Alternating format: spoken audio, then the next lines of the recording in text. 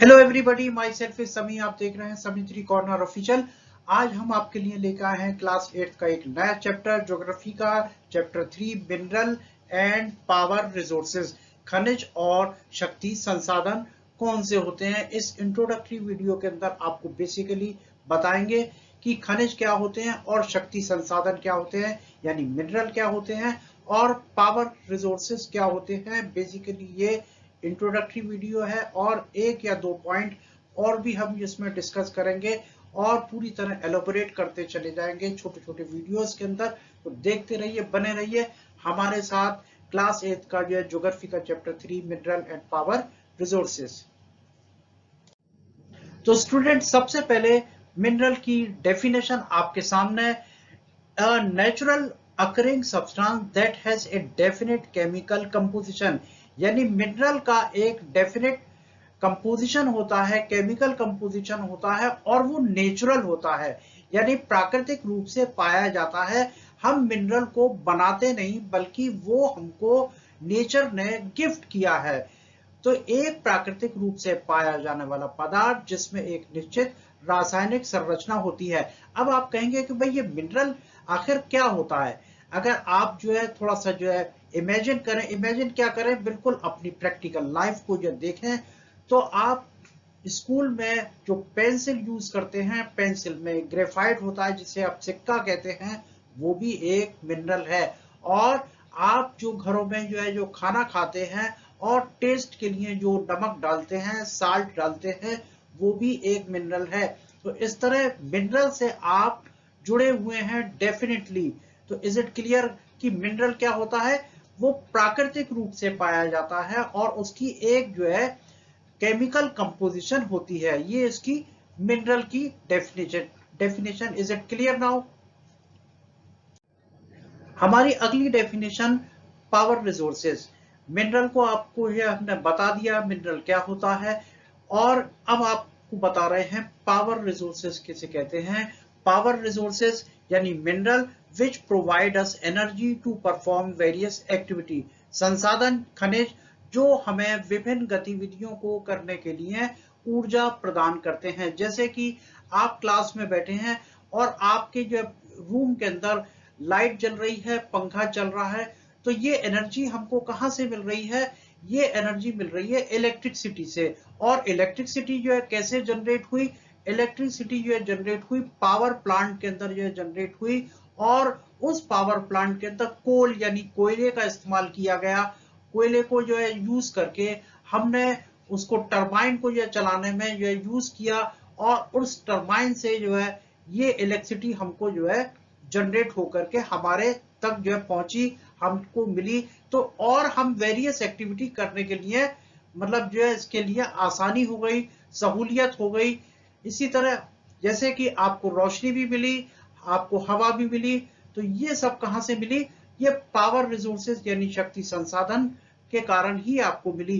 Power resources के और भी एग्जांपल हैं, जैसे कि सन से आपको जो है सनलाइट भी मिलती है, इसके साथ साथ जो है हीट भी मिलती है, और इसके साथ साथ और भी पावर रिसोर्सेज के जो है हमारे पास ये तरीके हैं कि हम पावर रिसोर्सेज कैसे जनरेट करते हैं और मिनरल कैसे इससे कनेक्टेड हैं। Is it clear now.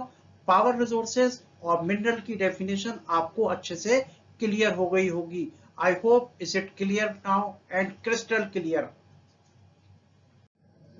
अब हम आपको बताएंगे मिनरल के कुछ और पॉइंट, कि जैसे कि mineral not evenly distributed geological environment under varying condition identify on the basis of their physical property such as color, density, hardness and chemical property such as solubility। यानी मिनरल जो है वो इवनली डिस्ट्रीब्यूटेड नहीं है। कुछ जगह कुछ mineral पाए जाते हैं, कुछ जगह दूसरे मिनरल पाए जाते हैं, और इसके साथ साथ हमारी जियोलॉजिकल एनवायरनमेंट कंडीशन भी होती है। टेम्परेचर या जो है जो भी हमारे पास जो सॉइल का या जमीन का जो है जो हमारे पास जो है स्ट्रक्चर होता है, उसके अकॉर्डिंग इंटरनल स्ट्रक्चर होता है, वो डिपेंड करता है कि वहां पे किस टाइप का मिनरल पाया जाएगा। और मिनरल की प्रॉपर्टीज के अंदर क्या होती हैं, उसके डिफरेंट कलर होते हैं, डिफरेंट डेंसिटी होती है, हार्डनेस होती है और केमिकल प्रॉपर्टी होती है। तो इस तरह ये मिनरल के आपको जो 3 पॉइंट आपको हमने क्लियर किए। Not evenly distributed, geological environment under very condition, identify on the basis of their physical properties such as color, density, hardness and chemical properties such as solubility। इस तरह आपको मिनरल के हमने 3 पॉइंट आपको elaborate किए, बताए, अच्छे से आपको क्लियर हो गया होगा। अब आपको बताएंगे कि जो है मिनरल यानी समान रूप से वितरित नहीं है, यानी आसाम के अंदर कोयला पाया जाता है तो उड़ीसा के अंदर बॉक्साइट पाया जाता है, यानी हर एरिया के अंदर अलग टाइप का मिनरल पाया जाता है। ऐसा ही नहीं कि सारे के सारे मिनरल एक ही जगह पाए जाते हों, इसलिए हम कहते हैं ये समान रूप से वितरित नहीं है। इसके बाद भूवैज्ञानिक वातावरण में अलग अलग परिस्थितियां भी ये डिपेंड करती हैं कि कौन सा मिनरल के लिए कौन सा टेम्परेचर चाहिए, कौन सा जो है सॉइल कंडीशन चाहिए, कौन सा जमीन का स्ट्रक्चर चाहिए। इसके अलावा मिनरल के अलग अलग रंग होते हैं, उनका घनत्व होता है, कठोरता क्या होती है, रासायनिक गुण क्या होते हैं और वो किस तरह डिसॉल्व होते हैं, इनके आधार पर मिनरल को हम आइडेंटिफाई करते हैं। जैसे कि क्लास के अंदर अगर हम जब कहें कि जब पढ़ने वाला सबसे अच्छा स्टूडेंट क्या है, तो हमारे पास कैरेक्टरिस्टिक क्या होगी, एजुकेशन होगी कि पढ़ने वाला अच्छा स्टूडेंट कौन सा है। अगर हम कहें कि जो सबसे अच्छा स्पोर्ट्स पर्सन कौन है, तो हम हमारी कैरेक्टरिस्टिक बदल गई, हमारी कैरेक्टरिस्टिक हो गई क्या, स्पोर्ट्स हो गई। तो इसी तरह मिनरल की भी अलग अलग कैरेक्टरिस्टिक होती हैं, अलग अलग कलर होते हैं, अलग अलग उनकी जो है केमिकल कंपोजिशन होते हैं और वो इवनली डिस्ट्रीब्यूटेड नहीं होते, वो समान रूप से जमीन पर नहीं पाए जाते। जमीन के अलग अलग हिस्सों में, अलग अलग एरियो में मिनरल पाए जाते हैं। Is it clear now? I hope is it clear to you? Next topic will be types of mineral। अब हम आपको बताएंगे types of mineral के बारे में। अभी तक हमने आपको मिनरल की डेफिनेशन बता दी, पावर रिसोर्सेज की डेफिनेशन बता दी, उनकी कैरेक्टरिस्टिक बता दिए। अब आपको हम बताएंगे टाइप्स ऑफ मिनरल के बारे में, ध्यान से देखते रहिएगा। अब हम आपको बताएंगे types of mineral and extraction of mineral, कि मिनरल को कैसे निकाला जाता है और मिनरल कितने तरह के होते हैं। तो मेनली हम जो उनको 2 कैटेगरी के अंदर बांटते हैं, मेटेलिक कौन से होते हैं और नॉन मेटेलिक कौन से होते हैं जिसके अंदर मेटल का कंपोनेंट नहीं होता। तो ये आपके सामने जो है चित्र भी मौजूद है, it is very clear to you, non metallic and metallic. अब देखिए भाई, मेटेलिक के अंदर भी जो है कैरेक्टरिस्टिक जो आपको जो बताते हैं, एक होता है नॉन फेरस जिसके अंदर लोहा नहीं पाया जाता, दूसरा होता है जिसमें लोहा पाया जाता है। ये आपके सामने दिखाई दे रहा है, आयरन की जो छड़ें दिखाई दे रही हैं। और नॉन फेरस के अंदर जैसे कॉपर है, ब्रास है, एल्युमिनियम है, टंगस्टन है और लेड है, ये क्या कहलाते हैं, नॉन फेरस। इसमें लोहे का कंपोनेंट नहीं पाया जाता, ये कहलाता है हमारा मेटेलिक जो है mineral. Is it clear now? अब बारी आती है भाई फेरस की, यानी जो है जिसके अंदर लोहे का कंपोनेंट पाया जाता है, ये आपके सामने दिखाई दे रहा है। इसमें कौन कौन से होते हैं, आयरन और manganese and chromite contain iron, इनके अंदर आयरन पाया जाता है, लोहा पाया जाता है। इसे हम कहते हैं लोहो एस, मैग्नीज और क्रोमाइट में लोहा होता है। ये आपको अच्छे से क्लियर हो गया कि फेरस क्या होता है, नॉन फेरस क्या होता है। अब हम और आगे एलॉबरेट आपको करते हैं। अब बात आती है कि नॉन फेरस के अंदर क्या क्या चीजें होती हैं।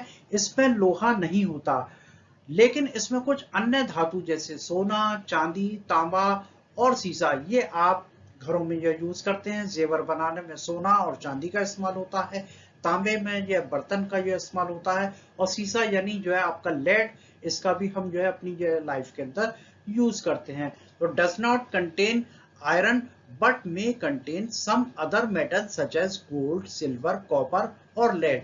ये सब के सब जमीन से ही निकाले जाते हैं। ये आपके सामने एक सिल्वर का बर्तन आपको दिखाई दे रहा है, ये क्या है, नॉन फेरस कैटेगरी के अंदर मेटल यानी मिनरल आता है। Is it clear? अब स्टूडेंट हम बात करेंगे एक्सट्रैक्शन कैसे करते हैं, हम मिनरल को निकालते कैसे हैं। तो एक्सट्रैक्शन ऑफ मिनरल के अंदर 3 आते हैं। Number 1 mining, drilling and quarrying. ये जो है इसको अच्छे से जो नोट कर लीजिए, ये 3 जो है इसके अंदर एक्सट्रैक्शन ऑफ मिनरल में आते हैं। यानी खनिजों का निष्कर्षण खनन के द्वारा, वेधन के द्वारा और आखनन के द्वारा, इनको भी हम आपको एक एक करके एलॉबरेट करेंगे, बारी बारी से देखते रहिए। तो स्टूडेंट सबसे पहले हम बात करेंगे माइनिंग की। The process of taking out mineral from rocks buried under earth surface called mining. पृथ्वी की सतह के नीचे दबी चट्टानों से खनिजों को निकालने की प्रक्रिया को खनन कहते हैं। बहुत अच्छे से समझ लीजिए माइनिंग क्या है। Mining is a process taking out of mineral from rocks, यानी चट्टानों के नीचे दबा हुआ होता है अर्थ सरफेस में, उसे हम माइनिंग के द्वारा निकालते हैं। Is it clear? अब देखिए भाई माइनिंग भी ये 2 तरह की होती है। एक कहलाती है ओपन कास्ट माइनिंग, जिसके अंदर आप ये देख रहे हैं, इसके चित्र को आप ये देखें, पिक्चर को आप ये देखेंगे तो आप ये देखेंगे ओपन कास्ट माइनिंग कहलाती है। हम ये पहले गड्ढा खोदा, हमने बड़ा वाला गड्ढा खोदा, फिर और छोटा, फिर छोटा, इस तरह हम खुदाई करते हुए नीचे जो है मिनरल तक पहुंचते हैं और मिनरल को एक्सट्रैक्ट करते हैं। इसके बाद कहलाती है शाफ्ट माइनिंग, यानी कोपी की खनन कहलाता है। इसके अंदर हम एक शाफ्ट बनाते हैं, एक जो है बिल्कुल जो है चौकोर तरह का या गोल तरह का जो है हम जो है वो ड्रिल करके जब वो करते हैं, उसे कोपी की खनन भी कहते हैं, यानी शाफ्ट माइनिंग कहते हैं। Is it clear now? सबसे पहले हम बात करेंगे ओपन कास्ट माइनिंग क्या होती है। Open cast mining, mineral that lies at shallow depth are taken out by removing the surface layer. This is known as open cast mining. Now, shaft mining, depth bore called shaft have to be made to reach mineral deposit that lies at great depth. This is called shaft mining. Is it clear? यानी सतह की परत को हटा करके उथले गहराइयों पर पड़े खनिजों को बाहर निकाला जाता है, वो ओपन कास्ट में निकाला जाता है। और गहरे छेद बना करके, जिसे शाफ्ट भी कहते हैं, उसे शाफ्ट बना करके गहराइयों में या खनिजों तक पहुंचा जाता है और इसके बाद उन खनिजों को बाहर निकाला जाता है, उसे हम शाफ्ट माइनिंग कहते हैं। इसको और भी एलोबरेट हम आपको करेंगे पिक्चर द्वारा। इसके बाद आता है ड्रिलिंग। ड्रिलिंग क्या होती है? ड्रिलिंग के अंदर petroleum and natural gas occur far below earth surface, deep wells are bored, taken them out. This is called drilling. यानी अब आप ये देख रहे हैं कि ये मुंबई हाईवे का एक जो है पिक्चर आपके सामने इमेज जो है आपको दिखाई दे रही है। इसमें समंदर की जो है गहराई के अंदर जो है जाकर के जो है ड्रिल किया जाता है और ड्रिल करके जो है पेट्रोलियम है या नेचुरल गैस है उनको हम एक्सट्रैक्ट करते हैं, उनको हम निकालते हैं। Is it clear now? तो ये ड्रिलिंग भी क्लियर हो गया आपको। अब नेक्स्ट पॉइंट इज क्वेरिंग, यानी इसको हम आखनन भी बोलते हैं। Mineral that lies near the surface are simply dug out by the process known as quarrying. सतह के पास मौजूद खनिजों को उत्खनन के रूप में जानी वाली प्रक्रिया को हम इसे आसानी से खोदा जाता है और इसे निकाला जाता है। इसमें हम मशीनों का भी ज्यादातर इस्तेमाल करते हैं। सब में ड्रिलिंग में भी, माइनिंग में भी, क्वेरिंग में भी हम जो है इनका यूज करते हैं। इज इट क्लियर कि क्वेरिंग किसे कहते हैं? यानी जमीन की उथली सतह को हम जो है निकाल करके, खोद करके उनको जो है हम खनिजों को यानी मिनरल्स को एक्सट्रैक्ट करते हैं। Is it clear? तो स्टूडेंट हमने आपको ये सब क्लियर कर दिया कि जो है डेफिनेशन क्या है मिनरल की, पावर रिसोर्सेज की, और पावर रिसोर्सेज के और जो है मिनरल इनको इनका भी जब डिफाइन करके अच्छे से बता दिया। इनके मिनरल कहाँ एक्सट्रैक्ट कैसे कैसे किए जाते हैं ये भी आपको बता दिया, और साथ में आपको बता दिया कि हम मिनरल का अपनी लाइफ के अंदर क्या जो है यूज करते हैं, इनका जो है हमारी जिंदगी से क्या लेना देना है ये भी बता दिया। अगले वीडियो लेक्चर के अंदर हम आपको जब बताएंगे डिस्ट्रीब्यूशन ऑफ मिनरल, यानी हमारा यह टॉपिक होगा खनिजों का वितरण, यानी कौन से स्टेट में, कौन सी कंट्री के अंदर किस टाइप का मिनरल पाया जाता है, ये आपको बताएंगे हम अपने नेक्स्ट वीडियो लेक्चर में। और इसको बहुत अच्छे से ये देखते रहिए, समझ लीजिए। तब तक के लिए thank you very much, thank you very much.